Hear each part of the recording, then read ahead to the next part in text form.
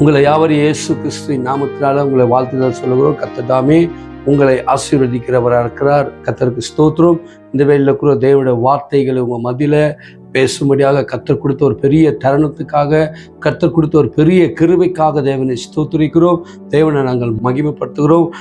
கேட்கிற ஒவ்வொரு வாழ்க்கையிலும் ஆண்டவருடைய வார்த்தை இன்னைக்கு அது வார்த்தைகள் போய் கிரகிக்கும்படியாக எங்களை விட்டு கொடுக்கல. அந்த நேரத்தில் உண்மையாக இந்த வார்த்தைகள் நம்மளுக்கு ஆசீர்வாதமாய் வர வேண்டும். நம்ம கண்களை மூடி நம்ம இந்த வார்த்தைக்காக செபிக்கலாம். அன்பின் தேவனே, உண்மை நாங்கள் ஸ்தோத்திரிக்கிறோம். தேவனை நாங்கள் மகிமைப்படுத்துகிறோம். கர்த்தாவே, இந்த வெளியில கூட தேவனே அப்பா, அந்த வேதத்தில் இருக்கிற எல்லா மகத்துகளையும், வேதத்தில் இருக்கிற எல்லா ரகசியங்களையும் தேவன் எங்களுக்கு நீங்கள் வெளிப்படுத்த முடியாது நாங்கள் செபிக்கிறோம் ஐயா.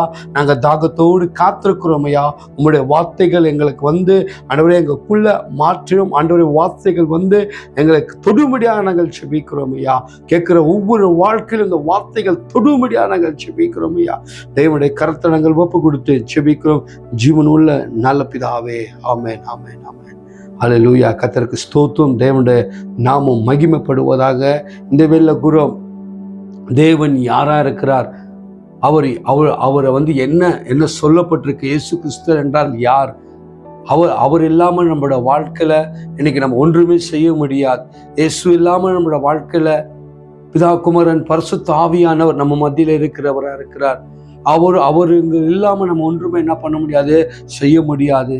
பரிசுத்த ஆவியை நம்மளை தேற்று வாழ, நம்மளை எல்லாவற்றிலும் நடத்தக்கூடிய தேவன் இருக்கிறார். ஆனா இயேசு கிறிஸ்து சொல்றாரு, நானே வாசலா இருக்கிறேன், என்னை இல்லாமல் நீங்கள் பரலோக ராஜ்யத்துல நீங்க பிரவேசிக்க முடியாது என்று வேதவசனம் சொல்லுகிறது. அப்ப இயேசு கிறிஸ்தர் இல்லாம, அவரை ஏற்றுக்கொள்ளாம ரட்சிக்கப்படாதவர்கள் எப்படி பரலோகத்துக்கு போக முடியும்? அவரை ஏற்றுக்கொண்ட பிள்ளைகள் யாரா இருக்கிறார்கள், அவர்களெல்லாம் அவர் பரலோகத்துக்கு போகக்கூடியவராக இருக்கிறார். அப்ப இயேசு இல்லாமல் நம்ம பரலோக ராஜ்யத்துக்கு போக முடியாது என்று வேதவசனம் நம்மளுக்கு கூறக்கூடியதா இருக்கு, வேதவசனம் சொல்லக்கூடியதா இருக்கிறது. அப்போ அதுக்குதான் நம்ம வந்து இயேசுவை முழுமையா ஏற்றுக்கொண்டு இன்னைக்கு நம்ம அவரோட வழிகளில் நடந்து கொண்டிருக்கிறோம். தேவனுக்கு ஸ்தோத்திரம். தேவனை நாங்கள் மகிமைப்படுத்துகிறோம். அப்போ தேவன் நம்ம மேலே வைத்திருக்கிற தயவு பார்த்தீங்கன்னா பெரிதா இருக்கிறது. நம்ம மேலே வைத்திருக்கிற இரக்கம் பார்த்தீங்கன்னா பெரிதா இருக்கிறது. நம்ம மேலே வைத்திருக்கிற கிருபை பார்த்தீங்கன்னா பெரிதா இருக்கிறது. நம்ம மேலே வைத்திருக்கிற அன்பு பார்த்தீங்கன்னா அது பெரிதா இருக்கிறது. அவர் விவரிக்கவே முடியாது. அப்படியாப்பட்ட ஒரு தேவனை நாம் ஆராதித்து கொண்டிருக்கிறோம். அப்படியாப்பட்ட ஒரு சர்வ வல்லமையான தேவனை நாம் ஆராதித்து கொண்டிருக்கிறோம். அல்லேலூயா. அவரை போல ஒரு தேவன் இந்த உலகத்துல கிடையாது. அவருக்கு ஒப்பானவர்கள் யாருமே கிடையாது. அப்படியாப்பட்ட ஒரு சர்வ ஒரு வல்லமையான தேவனை நாம் ஆராதித்துக் கொண்டிருக்கிற அந்த தேவன் நம்ம மத்தியில் இருக்கிறார். அல்லேலூயா. எடுத்து ஒரு வசனத்தை நம்ம வாசிப்போம். அந்த வசனத்தின்படி நம்ம கடந்து போகலாம். நேரத்தில் யோவான் எழுதின சுவிசேஷம் 14வது அதிகாரம் 5-6 வசனத்தை நம்ம வாசிப்போம். தோமா அவரை நோக்கி ஆண்டவரே, நீர் போகிற இடத்தை அறியோமே, உம்முடைய போகிற இடத்தை நம்ம அறிவோமே, வழியை நாங்கள் எப்படி அறிவோம் என்றான். வழிகளை நம்ம எப்படி அறிவோம்? பாருங்க, இதுல தோமா ஒரு காரியத்தை தேவன்கிட்ட கேட்கக்கூடியவராக இருக்கிறார். தோமா என்ன கேட்கிறார் என்று பார்க்கும்போது, ஆண்டவரே, நம்முடைய வழிகளை நாங்கள் அறிந்திருக்கிறோம், நாங்கள் எப்படி நாங்கள் போக வேண்டும் என்று அந்த இடத்துல இயேசு கிறிஸ்துவிட்ட ஒரு வார்த்தையை கேட்கக்கூடியவராக இருக்கிறார். அப்போ அந்த பார்க்கும்போது தோமா வந்து தேவனோடு கூட கேட்கும் போது தேவன் வந்து அந்த 6வது அதிகாரத்துக்கு ஒரு பதில் சொல்றார். என்ன பதில் சொல்றாரு பாருங்க. அதற்கு இயேசு நானே வழியும், பாருங்க சொல்றாரு, நானே வழி. பாப்பா, வழியா இருக்கிறார் யாருன்னா தேவனா இருக்கிறார். அவரையே வழியா இருக்கிறார்.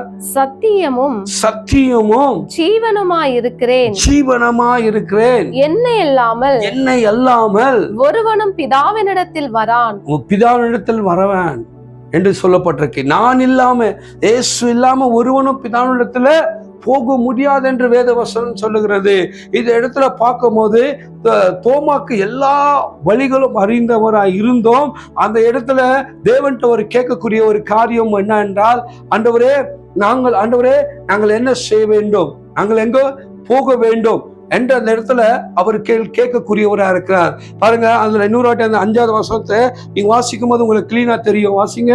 தோமா அவரை நோக்கி, யாரை நோக்கி? இயேசுவை நோக்கி, ஆண்டவரே, நீர் போகிற இடத்தை அறியோமே, உம்முடைய போகிற இடம் நாங்க அறிவோமே, வழியை நாங்கள் எப்படி அறிவோம்? வழியை நம்ம எப்படி அறிவோம்? அல்லேலூயா. இன்னைக்கு ஆண்டவர் அந்த இடத்துல வந்து இயேசு கிறிஸ்து சொல்றாரு, நாங்க போகிற வழி எப்படி அறிவோம் என்று அந்த இடத்துல கேட்கக்கூடியவரா இருக்கோம். அதுக்கு தேவன் சொல்றாரு, அந்த இடத்துல நானே சத்தியமும் நானே வழியும் நானே ஜீவனமாய் இருக்கிறேன் என்று அந்த இடத்துல சொல்லக்கூடிய ஒரு காரியமா இருக்கிறது. இதிலே நம்ம புரிந்து கொள்ள வேண்டும், நம்மளுக்கு வழி யார் என்றால் அவர் தேவன் தான். அவர் இல்லாம நம்ம எந்த வழியிலும் தப்பித்து கொள்ள முடியாது, எந்த இதுலயும் நமக்கு போக முடியாது. ஹல்லேலூயா. நம்மளுக்குன்னு ஒரு ஸ்தலம் இருக்கிறது, பரலோக ராஜ்யம் நம்மளுக்காக இருக்கிறது.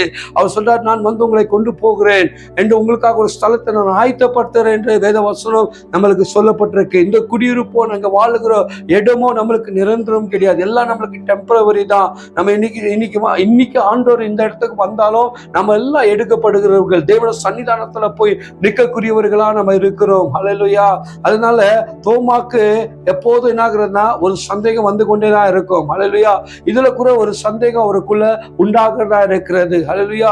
உம்முடைய வழிகளை நாம் எப்படி அறிவோம், உம்முடைய வழிகளை நாம் எப்படி அறிவோம் என்று கேட்கும் போது ஆண்டவர் சொல்றார், நானே வழியா இருக்கிறேன் என்றார், நானே சத்தியமா இருக்கிறேன், நானே ஜீவனா இருக்கிறேன்.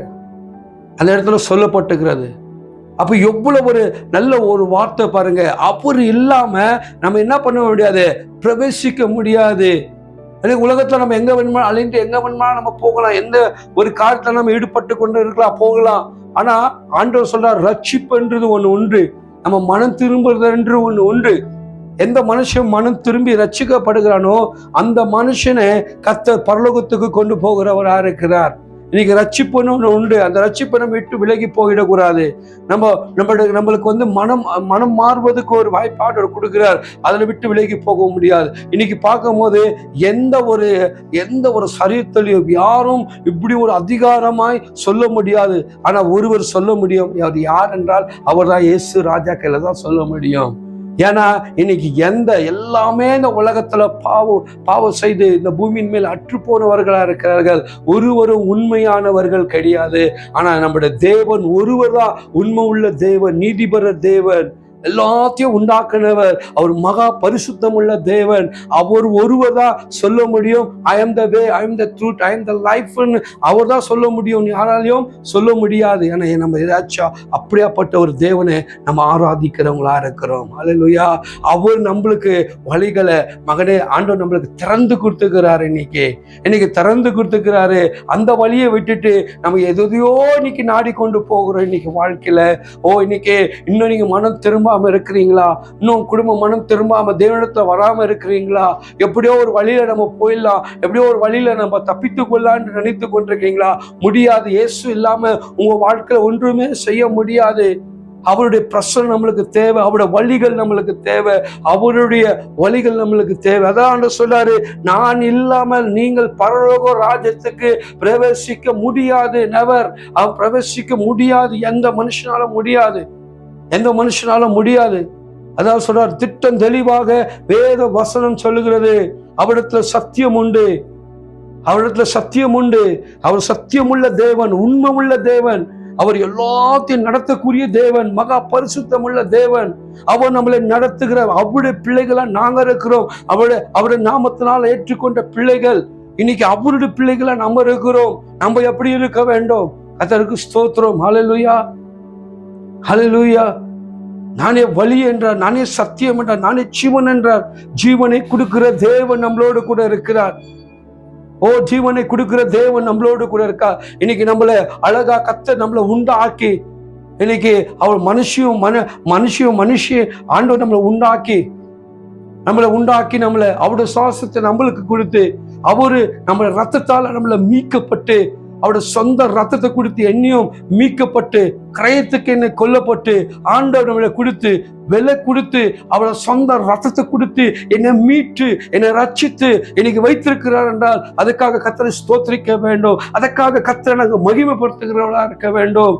அவர் தான் நம்மளுக்கு வழி, அவர் தான் நம்மளுக்கு எல்லாமே, அவர் தான் என்று நம்ம அவரை பற்றி கொள்ளும் போது அவர் எல்லாவற்றிலும் ஜெயத்தை கர்த்தர் வர பண்ணுகிறவரா இருக்கிறார். அவர் இல்லாம நம்மளுக்கு ரட்சிப்பு இல்லை, அவர் இல்லாம நம்மளுக்கு பரலோகம் இல்லை, அவர் இல்லாம எந்த ஒரு நன்மையும் பெற்றுக்கொள்ள முடியாது. இயேசு இல்லாம நம்ம நன்மையை பெற்றுக்கொள்ள முடியாது. பாருங்க, இதுல யோவான்ல 10வது அதிகாரத்துல சொல்லப்பட்டிருக்கு, எவன் அந்த சுவிசேஷத்துல 10வது அதிகாரம் 9வது வசனம் சொல்லப்பட்டிருக்கு, நானே வாசல், நானே வாசல், என் வழியாய் ஒருவன் உட்பிரவேசித்தால் அவன் வழியா பிரவேசித்தால் அவன் ரட்சிக்கப்படுவான், அவன் ரட்சிக்கப்படுவான், அவன் உள்ளும் புறம்பும் சென்று மேய்ச்சலை கண்டடைவான். போதும். ஹல்லேலூயா. என்ன சொல்லப்பட்டிருக்கு? பரலோகத்துல வாசப்படி அவர்தான். ஹல்லேலூயா.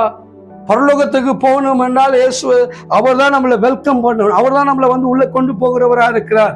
அதுக்குதான் ஆண்டு சொல்றாரு, நான் இல்லாம நீங்கள் பரலோக ராஜ்யத்துக்கு போக முடியாது. இன்னைக்கு நம்ம வாழ்ந்து கொண்டிருக்கிறோம், ஏதோ நம்ம வாழ்க்கை இன்னைக்கு யோசித்து பாருங்க. கொஞ்ச நாள்ல ரட்சிக்கப்பட்டுடலாம், கொஞ்சம் பாவத்துல இருக்கலாம், கொஞ்சம் துன்மார்க்கத்துல இருக்கலாம், அதுக்கப்புறம் ரட்சிக்கப்படலாம், அதுக்கப்புறம் ஆண்டவரை ஏற்றுக்கொள்ளலாம் என்ற நீங்க ஒருவேளை நோக்கத்தோடு இருக்கலாம். அப்படி கிடையாதுங்க. இன்னைக்கு வாழ்க்கையில மனம் திரும்பாதுங்க, மனம் திரும்புங்க. அவர்தான் வாசப்படி, அவர்தான் வழி, அவர்தான் நம்மளுக்கு சத்தியம், அவர்தான் நம்மளுக்கு ஜீவன். அவரை விட்டா வேற வழி இல்லை நம்மளோட வாழ்க்கையில. இன்னும் யாரும் நம்மளை பரலோகத்து ராஜ்யத்துக்கு கொண்டு போக முடியாது. நம்ம கிட்ட இருக்கிற பணமோ, நம்ம கிட்ட இருக்கிற ஆஸ்தியோ, நம்ம கிட்ட இருக்கிற புகழ், பேரு எதுவும் பரலோகத்துக்கு கொண்டு போக முடியாது. ஒருவருக்கேல் தான் முடியும், அது இயேசு ராஜாக்கள் தான் முடியும். அல்லேலூயா. தேவனுடைய நாமம் மகிமைப்படுவதாக. அண்ணன் சொல்றாரு, அதுக்குதான் அண்ணன் சொல்றாரு, வேத வசனம் நம்மளுக்கு அருமையாக சொல்லப்படும். அவர்தான் வாசப்படியா இருக்கிறார், அவர்தான் நம்மளுக்கு வாசப்படியா இருக்கிறார். அதனால கர்த்தரை நம்ம ஸ்தோத்திரிக்கிறவா இருக்க வேண்டும். அவர் நம்மளை இப்படி போகின்றால் நம்ம போகணும். இது கிருபை நாட்களா இருக்கிறது. இந்த நாட்களை ஏற்றுக்கொண்டு இன்னைக்கு நம்ம போக வேண்டும். ஒருவேளை நம்மளோட இன்னொன்னோட துன்மார்க்கத்துக்குள்ள போய் கொண்டிருந்தோம்னா அந்த வாழ்க்கையை விட்டுட்டு கர்த்தரை திரும்பி வாங்க. கர்த்தர் உங்களை எல்லா மகனே உன்னை கர்த்தர் எல்லா வழிகளும் உன்னை நடத்தும்படியாக உனக்காக ஜீவனை கொடுத்து, உனக்காக ரட்சிப்பை கொடுத்து, உனக்காக ரத்தத்தை சிந்தின தேவன் உன்னோடு கூட இருக்கிறாரு. அதுக்காக கர்த்தரை ஸ்தோத்திரிங்க. அவரே வாசப்படியா இருக்கிறார், அவரே நம்மளுக்கு வழியாமலும் இருக்கிறார். அதுக்காக நான் கர்த்தரே நம்ம ஸ்தோத்திரிக்கிறவர் இருக்கணும். பாருங்க, அப்போஸ்தலர் 4வது அதிகாரத்துல 12வது வசனத்துல சொல்லப்பட்டிருக்கு, அவர் இல்லாம நம்மளுக்கு ரட்சிப்பு கிடையாது. அவர் இல்லாம நம்மளோட வாழ்க்கையில ஒன்றுமே பெற்றுக்கொள்ள முடியாது. அவராலே என்று பாருங்க, அவராலே என்று வேறொருவராலும் ரட்சிப்பு இல்லை, ரட்சிப்பு இல்லை. ஹல்லேலூயா. எது யாராலும் எந்த மனுஷனாலும் இல்ல, இயேசுவின் மட்டும்தான் ரட்சிப்பு உண்டு. எவ்வளவு ஒரு சத்தியமான வார்த்தை நம்மளுக்கு சொல்லப்பட்டிருக்கு. இதை நீங்க உணர்றீங்களா? அதை யோசிக்கிறீங்களா? இயேசு இல்லாம ஒரு வழி இல்லை உங்க வாழ்க்கையில. அவர்தான் எல்லாமே, அவர்தான் நம்மளுக்கு, அவர்தான். அவர் சொல்லப்பட்டிருக்கு, வேற ஒரு மனிதனும் நம்மளை ரட்சிப்புக்குள்ள நடத்த முடியாது. வேற ஒரு மனுஷனும் ரட்சிப்பு நம்மளுக்கு கொடுக்க முடியாது. இயேசு ஒருவர் தான் நம்மளுக்கு ரட்சிப்பை கொடுக்க முடியும். ஹல்லேலூயா. அவர் தான் நம்மளை எல்லாவற்றிலும் பரலோக ராஜ்யத்துக்கு கொண்டு போகிறவர் இருக்க. உன்னடி வாசிங்க வசனத்தை. அவராலே என்று பாருங்க, அவர் யாரே அல்ல, வேறு ஒருவராலும் ரட்சிப்பு இல்லை. ஹல்லேலூயா. அப்ப இந்த ரட்சிப்புன்றது கர்த்தர் எவ்வளவு முக்கியமாய் கர்த்தர் வைத்திருக்கிறார். எவ்வளவு ஒரு அந்த ரட்சிப்புன்றது. நாங்கெல்லாம் பாருங்க, இன்னைக்கு துன்மார்க்கத்துல வாழ்ந்தோம், உலகத்துல பாவத்துல வாழ்ந்தோம், உலகத்துல ஜனகமே மதிக்காம முடியாம புறக்கணிக்கப்பட்டோம், அவமானப்பட்டோம். எங்கேயோ ஒரு படுகொலியில போய் விழுந்தவர்களை யாரோ ஒரு மூலியமாக தேவனோட வார்த்தையை கேட்டு ரட்சித்ததுனால இன்னைக்கு ஒரு ஊழியக்காரனாக உங்க மத்தியில பேச முடியாத கர்த்தர் ஒரு கிருபையை தேவன் தந்தவரா இருக்கிறார். அல்லேலூயா. அப்போ யாராலையும் என்னை விடுவிக்க முடியாது, என்னை யாராலையும் என்னை ஆண்டவர் விடுவிக்க முடியாது. ஆனா ஒருவருக்கையில் தான் விடுவிக்க முடியும், ஒருவருக்கையில் தான் ரட்சிக்க முடியும், ஒருவருக்கையில தான் காப்பாற்ற முடியும், ஒருவருக்கையில தான் எல்லாமே ஏசப்பா கையில கொடுக்கப்பட்டதா இருக்கிறது. நான் ஏன்றால் நான் அவருடைய பிள்ளையா இருக்கும் போது என் ஆண்டவர் அனாதையா விட மாட்டார். ரட்சிப்பு ஆண்டவர் தரக்குரியவரா இருக்கிறார். இன்னைக்கு அநேக பேர் சொல்றாங்க, அநேக மார்க்கங்கள்ல இருக்கு, ஆனா அது நம்மளுக்கு தேவையில்லை. ஆனா நம்மளுடைய வார்த்தை வேதம் என்ன சொல்லுகிறது? அவர் இல்லாமல் உனக்கு ரட்சிப்பு இல்லை. எந்த மார்க்கம், எந்த மனுஷனும் யாராலையும் நம்மளை வந்து பரலோக ராஜ்யத்துக்கு கொண்டு போக முடியாது. ஆனா இயேசு ராஜாக்களை மட்டும்தான் என்னை பரலோக ராஜ்யத்துக்கு கொண்டு போக முடியும். அவர் ஒன்றிதான் என்னை ரட்சிப்புக்குள்ள நடத்த முடியும், அவர் ஒன்றிதான் என்னை பரிசுத்துக்குள்ள நடத்த முடியும், அவர் ஒன்றிதான் என்னை எல்லா நன்மைக்குள்ளும் என்னை கொண்டு போகிறவரா இருக்கிறார். கர்த்தருக்கு ஸ்தோத்திரம். தேவனுடைய நாமம் மகிமைப்படுவதாக. இன்னும் ஒரு வசனத்தை நம்ம வாசிப்போம். அவ்வளவு ஆழமான சத்தியங்கள் ஆண்டவர் நம்மளுக்கு போதிக்கிறவரா இருக்கா. எபிரேயர்ல 10வது அதிகாரம் பார்க்கிறோம். 19வது வசனத்தையும் நம்ம வாசிப்போம். ஆகையால் சகோதரரே, பாருங்க என்ன சொல்றார், சகோதரர்களே, நாம் மகா பரிசுத்த ஸ்தலத்தில் பிரவேசிக்கிறதற்கு, பாருங்க இங்க நம்ம பிரவேசிக்கணுமா, மகா பரிசுத்தமான இடத்துல பிரவேசிக்கும்படியாகும் இயேசுவானவர் தமது மாம்சமாகிய திரையின் வழியாய், மாம்சத்தின் திரையின் வழியாக புதிதும் ஜீவனமாகும் மார்க்கத்தை நமக்கு உண்டு பண்ணினபடியால், மார்க்கத்தை கர்த்தர் உண்டு பண்ணினால அந்த மார்க்கத்தின் வழியாக பிரவேசிப்பதற்கு அவருடைய இரத்தத்தினாலே நமக்கு தைரியம் உண்டாயிருக்கிறபடியினால, அவருடைய இரத்தத்தினால தைரியம் உண்டாயிருக்கிறதுனால தேவனுடைய வீட்டின் மேல் அதிகாரியான மகா ஆசாரியர் நமக்கு ஒருவர் இருக்கிறபடியினாலும், வசனம் அதுல 19 வாட்டி வாசிங்க. ஆகையால் சகோதரரே, பாருங்க கவனிங்க வசனம், சகோதரர்களே, நாம் மகா பரிசுத்த ஸ்தலத்தில், மகா பரிசுத்த ஸ்தலம் எங்க போகணுமா, சகோதரர்களே என்று சொல்லப்பட்டிருக்கு. சகோதரர்கள் நம்ம எல்லாம் தேவனுடைய பிள்ளைகளா இருக்கிறோம். இன்னைக்கு நம்மளை பார்த்து ஆண்டவர் சொல்றாரு, சகோதரர்களே என்று சொல்லப்பட்டிருக்கு. நீங்கெல்லாம் எங்க பிரவேசிக்கணுமா, மகா பரிசுத்தமான ஸ்தலத்துல நீங்கள் பிரவேசிக்கிறவர்களா இருக்க வேண்டும். மகா பரிசுத்தமான ஸ்தலத்துக்கு அன்று சொல்றாரு, அந்த மகா பரிசுத்த ஸ்தலத்துக்கு இன்னைக்கு இந்த மண்ணான சரீரத்தை, இந்த உலகத்துக்கு பிரயோஜனம் இல்லாத சரீரத்தை, துன்மார்க்கத்துல நடந்த சரீரத்துல, பாவத்துல இருந்த சரீரத்தை கர்த்தர் எங்க கொண்டு போய் வைக்கணும் என்று விரும்புகிறார் என்று பார்க்கும்போது, பரலோக ராஜ்யத்துல என்னை வைக்கும்படியாக அவருடைய விருப்பம் என் மேல் இருக்கிறது. அவர் என்னை கொண்டுதான் போக போறார், என்னை ரட்சித்திருக்கிறார், என்னை கொண்டுதான் போக போறார் என்ற ஒரு நிச்சயத்தோடு வாழுங்க. அப்படியே வாசிங்க அந்த 19 அப்படியே. பிரவேசிப்பதற்கு இயேசுவானவர் தமது மாம்சமாகிய திரையின் வழியாய், எந்த வழியாக வந்தாரா, மாம்சத்தின் திரையின் வழியாக வந்து புதிதும் ஜீவனமான மார்க்கத்தை, பாருங்க அவர்தான் நம்மளுக்கு புதிதும் ஜீவனமான வழியை உண்டாக்குனவர். யாருன்னு பார்க்கும்போது அவர் இயேசுவா இருக்கிறார். ஜீவனும் வழியும் உண்டாக்குனவர் யார்? அப்ப ஜீவனை கொடுத்தவர் அவர், வழியும் உண்டாக்குறவர் அவரா இருக்கிறார். எந்த வழியை உண்டாக்குறார்னா, ஜீவனு மகா பரிசுத்தமான போகிற வழிகளை கர்த்தர் உண்டாக்குறார். ஜீவனத்தின் வழியை கர்த்தர் உண்டாக்குறவரா இருக்கிறார். வாசிங்க. நமக்கு உண்டு பண்ணின நிமித்தம் அந்த மார்க்கத்தின் வழியா பிரவேசிப்பதற்கு அவருடைய இரத்தத்தினாலே நமக்கு தைரியம் உண்டாயிருக்கிறபடியாலும், அவருடைய இரத்தத்தால தைரியம் உண்டாயிருக்கிறதா. அதுல நீங்க 20 வாசித்தீங்களா? 20 ஒரு வாட்டி வாசித்தீங்க. அந்த மார்க்கத்தின் வழியா பிரவேசிப்பதற்கு அவருடைய இரத்தத்தினாலே நமக்கு தைரியம் உண்டாயிருக்கும்படியாகும் அவர் நம்மளை ரட்சித்தவரா இருக்கார். இன்னைக்கு இதுல எது சொல்லப்பட்டிருக்குன்னு பார்க்கும்போது, இன்னைக்கு இந்த ரத்தம் யாருக்காக சிந்தப்பட்டது? இயேசுவின் ரத்தம் யாருக்காக சிந்தப்பட்டது? இன்னைக்கு இந்த மனுக்குலத்துல நம்மளுக்காக அவர் நம்மள பாவிகள் எல்லாம் மனம் திரும்பணும் என்று அவர் கல்வாரி சிலுவில ஏறி நம்மளுக்காக ரத்தம் சிந்தினவரா இருக்கிறார். அவர் நம்மளுக்காக நுறுக்கப்பட்டவரா இருக்கிறார், நம்மளுக்காக அடிக்கப்பட்டவரா இருக்கிறார். நம்ம செய்த சிந்த நிமித்தம், பாவத்தின் நிமித்தம் அவருக்கு முள்கிடுத வைத்தவரா இருக்கிறாங்க. முள்கள் குட்டப்பட்டதா இருக்கு, அந்த இதுல இருந்து ரத்தம் வெடிந்ததா இருக்கிறது. நம்ம கைகள்ல செய்த பாவத்தின் நிமித்தம் அவர் என்ன பண்ணுகிறாரு, அவர் நம்மளுக்காக அவருடைய கைகள்ல ஆணிகள் அடித்ததா இருக்கிறது. நம்ம சிந்தனையில, நம்ம ஹிருதயத்துல செய்த பாவத்தின் நிமித்தம் அவருடைய ஹிருதயம் 2ஆக பிளக்கப்பட்டது என்று வேதவசனம் சொல்லப்பட்டதா இருக்கிறது. ஹல்லேலூயா. நம்ம கால்களை செய்த பாவத்தின் நிமித்தம் அவருடைய கால்கள்ல ஆணிகள் அடித்ததா இருக்கிறது. ஒரு கோரமான காரியம். இதெல்லாம் எதுக்காக செய்தார் என்றால், என்னுடைய எல்லா சாபங்களையும் உடைக்கும்படியாக, மனுக்குலத்தின் எல்லா பாவத்தையும் நீக்கும்படியாக, மீட்டு நம்மளை ரட்சிக்கும்படியாக, சொந்த ரத்தத்தையோ கொடுத்து நம்மளை மீட்டு நம்மளை ரட்சித்திருக்கிறார் என்றால், அந்த தேவனுக்கு எவ்வளவுதான் மகிமைப்படுத்தினாலும் முடியாது. ஹல்லேலூயா, ஹல்லேலூயா. நம்முடைய தேவன் வந்து எல்லாமே செய்து முடித்து நம்மளை ரட்சித்து தூக்கி நிக்க வைத்துட்டு போன தேவனா நம்மளோடு கூட இருக்கிறார். அதற்காக கர்த்தரை ஸ்தோத்திரம். ஸ்தோத்திரிக்க வேண்டும். அல்லேலூயா. அவருடைய ரத்தம் வெளியேறப்பட்டது. இயேசுவின் ரத்தம் வெளியேறப்பட்டது.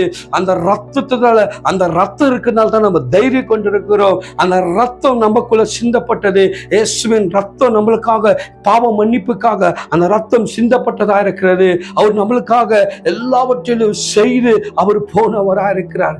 தேவனுடைய நாமம், தேவனுடைய நாமம், தேவனுடைய நாமம் மகிமைப்படுகிறதா இருக்கிறது. நேரத்துல நம்மளை ஏதோ ஆண்டவர் கொடுத்து ஏதோ ஒன்று நம்மள இல்ல, இன்னைக்கு யாரும் செய்ய முடியாம, உலகத்துல எந்த மகான்கள் செய்ய முடியாம காரியத்தை என் இயேசு ராஜா செய்தார். இந்த காரியத்தை யாராலையும் முறியடிக்க முடியாது, யாராலையும் விவரிக்க முடியாது.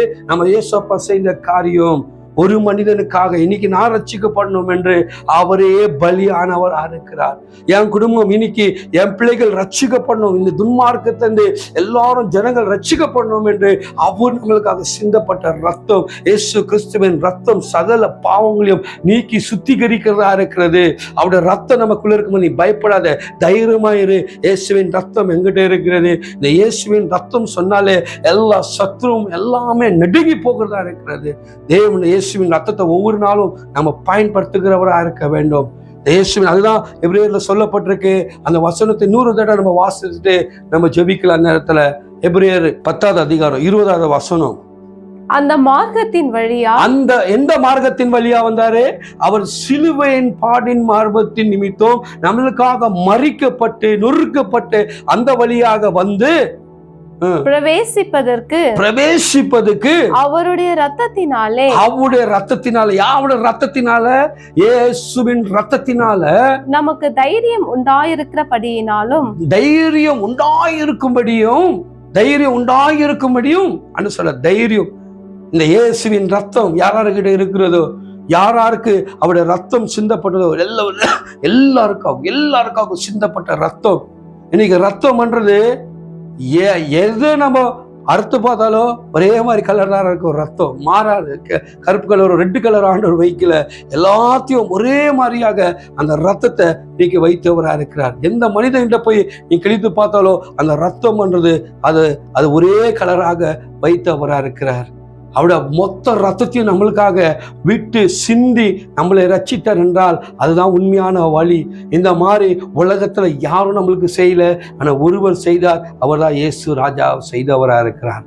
அப்போ இன்னும் ஒரே ஒரு வருஷத்தை நம்ம கடைசியாக அந்த இயேசுவின் ரத்தம் நம்மளை எப்படி ஆண்டவர் வாங்கினார், எப்படி நம்மளை ஆண்டவர் சொல்ற கிரயத்துக்கு கொல்லப்பட்டீர்களே என்று வேத வசனம் சொல்லுது. 1 கொரிந்தியர்ல 6வது அதிகாரம் 19வது வசனத்தை மட்டும் நம்ம வாசிப்போம்.